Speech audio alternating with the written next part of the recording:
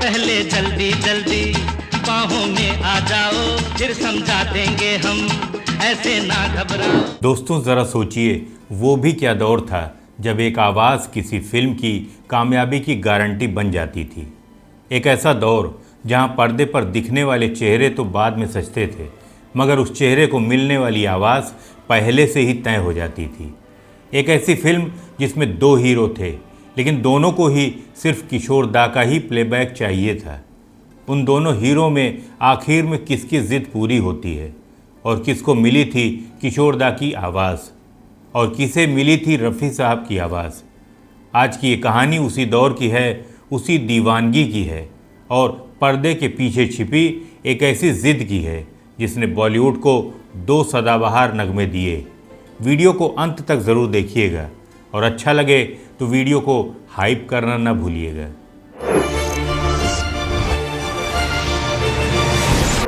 नमस्कार, मैं हूं आपका होस्ट और दोस्त संतोष, और आप देख रहे हैं मूवी म्यूज़िक मी, जहां हर गाना एक एहसास है और हर एहसास एक कहानी। प्यारे दोस्तों, बात साल 1974 की है, जब सिनेमा घरों के बाहर लंबी कतारें लगी थीं और पोस्टरों पर बड़े बड़े अक्षरों में लिखा था हाथ की सफाई। फिल्म के निर्माता थे I.A. नडियाडवाला और निर्देशन की कमान संभाली थी मंझे हुए डायरेक्टर प्रकाश मेहरा जी ने। ये वो दौर था जब मल्टी स्टारर फिल्मों का जादू सिर चढ़कर बोल रहा था। एक तरफ थे चुलबुले अंदाज वाले रणधीर कपूर, तो दूसरी तरफ अपनी मर्दानगी और कशिश से सबको दीवाना बनाने वाले विनोद खन्ना। साथ में हुस्न की मलिका हेमा मालिनी और संजीदा सिमी गरेवाल। कल्याण जी आनंद जी की जादुई जोड़ी इस फिल्म का संगीत तैयार कर रहे थे। तू क्या जाने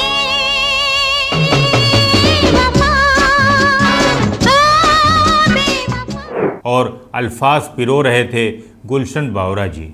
अरे पीने वालों को पीने का बहाना चाहिए। फिल्म में कुल 5 गाने थे। प्यार करना तेरे बस की बात नहीं, ऊपर वाले तेरी दुनिया में अभी जेब किसी की न। चंद्रमुखी हो या पारो कोई फर्क नहीं है यारो, यारों को तो जीने का बहाना चाहिए। लेकिन शायद आपको न पता हो, इस फिल्म के गानों के पीछे स्टूडियो के भीतर एक अलग ही ड्रामा चल रहा था। एक ऐसी कश्मकश जो आज के दौर में भी सोचकर बड़ी अजीब सी लगती है। ज़रा ठहरिए और ख़ुद को महसूस कीजिए कि आप 70 के दशक के उसी रिकॉर्डिंग स्टूडियो में मौजूद हैं। ये वो दौर था जब हर एक्टर के दिल में सिर्फ एक ही ख्वाहिश होती थी कि मेरे गाने को सिर्फ और सिर्फ किशोर दा गाएं। किशोर दा की आवाज़ का सुरूर हर किसी के सिर चढ़कर बोल रहा था। जब फिल्म का म्यूज़िक तैयार हुआ तो रणधीर कपूर ने गानों के रफ वर्जन सुने। सुनते ही वो सीधे डायरेक्टर प्रकाश मेहरा जी के पास पहुँचे और बड़े मासूम मगर संजीदा लहजे में पूछा, प्रकाश जी, इस फिल्म में मेरे लिए कौन गा रहा है? प्रकाश मेहरा जी मुस्कुराए और बोले, रणधीर, किशोर कुमार और मोहम्मद रफ़ी दोनों ही इस फिल्म में गा रहे हैं और दोनों से ही बात हो चुकी है। अब यहाँ रणधीर कपूर ने एक ऐसी ज़िद पकड़ ली जो शायद किसी और दौर में अजीब लगती। उन्होंने सीधे डायरेक्टर से गुजारिश की, प्रकाश जी, मेहरबानी करके ये पक्का कर लीजिए कि मेरे सारे गाने सिर्फ और सिर्फ किशोर दा ही गाएंगे, कोई और नहीं। रणधीर कपूर की ये बात सुनते ही प्रकाश मेहरा और संगीतकार कल्याण जी आनंद जी ज़ोर से हंसने लगे। वो अपनी हंसी रोक ही नहीं पा रहे थे। रणधीर कपूर हैरान परेशान खड़े थे कि आखिर इन वरिष्ठ लोगों को मेरी बात में मजाक क्या लग रहा है। जब प्रकाश जी ने अपनी हंसी रोकी तो कहा, रणधीर जी, आप ज़रा देर से आए। सारे गाने तो पहले ही रिकॉर्ड किए जा चुके हैं। आपको अपनी ये ख्वाहिश पहले बतानी चाहिए थी।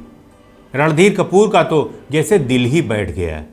उन्होंने बेताबी से पूछा, तो फिर मेरे हिस्से में कौन सी आवाज़ आई है? तब कल्याण जी भाई ने मुस्कुराते हुए कहा, मियाँ, फिक्र मत करो, तुम्हारे लिए किशोर दा ने ही गाया है।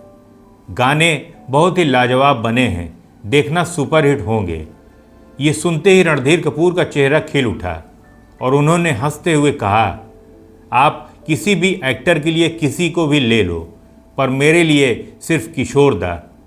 और वाकई गाना आया, तुमको मोहब्बत हो गई है हमसे और हमको मोहब्बत हो गई है तुमसे।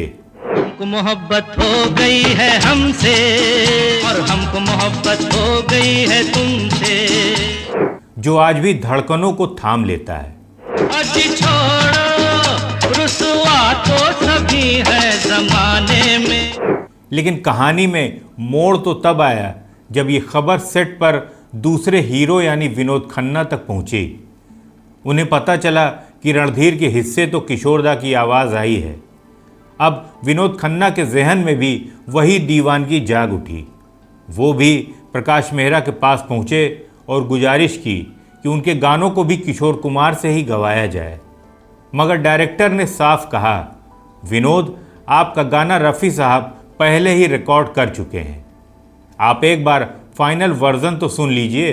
वादा कर ले साजना, तेरे बिन मैं न रहूं, मेरे बिन तू न रहे होके जो। विनोद खन्ना ने गाना सुना, पर उनके दिल को तसल्ली नहीं मिली, क्योंकि उनके दिमाग में तो किशोर दा का सुर चढ़ चुका था।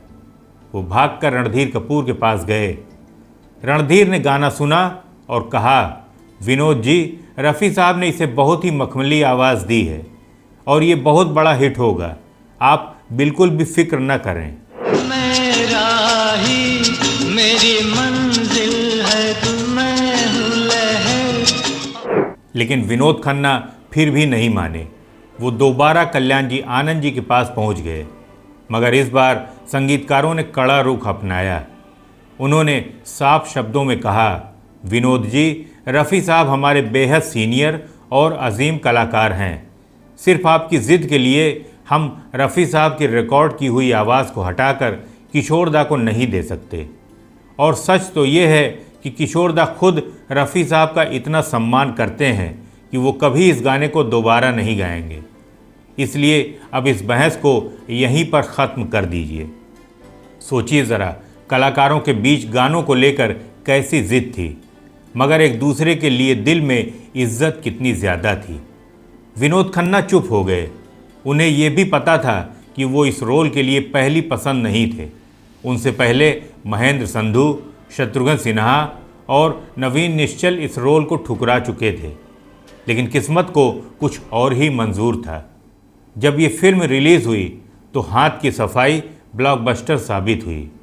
रफ़ी साहब का गाया वो गाना जिसे विनोद खन्ना बदलना चाहते थे, यानी वादा कर ले साजना, तेरे बिना मैं न रहूं। वादा कर ले जाने जा, तेरे बिन मैं न रहूं, मेरे बिन तू न रहे होके। ये गाना मील का पत्थर साबित हुआ। और दिलचस्प बात देखिए, इसी फिल्म में बेहतरीन अदाकारी के लिए विनोद खन्ना को बेस्ट सपोर्टिंग एक्टर का फिल्म फेयर अवार्ड भी मिला। ये इकलौती ऐसी फिल्म भी बनी जहां रणधीर कपूर और हेमा मालिनी ने साथ में काम किया। 2 हफ्ते इस खुशी में पी, मुझको मिला प्यार तेरा। तो दोस्तों, क्या आपने किशोर दा और रफ़ी साहब के इस गीत के बारे में ये कहानी पहले सुनी थी या नहीं? ये गाना आपको कैसा लगता है? कमेंट बॉक्स में ज़रूर बताइएगा। और हाँ, अगर आपको हमारी ये कहानी पसंद आई हो तो लाइक, हाइप, शेयर और चैनल को सब्सक्राइब करना ना भूलें। मैं फिर मिलूँगा आपसे एक और सुरमई दास्तान के साथ। तब तक संगीत से जुड़े रहिए और मूवी म्यूज़िक भी देखते रहिए। नमस्कार।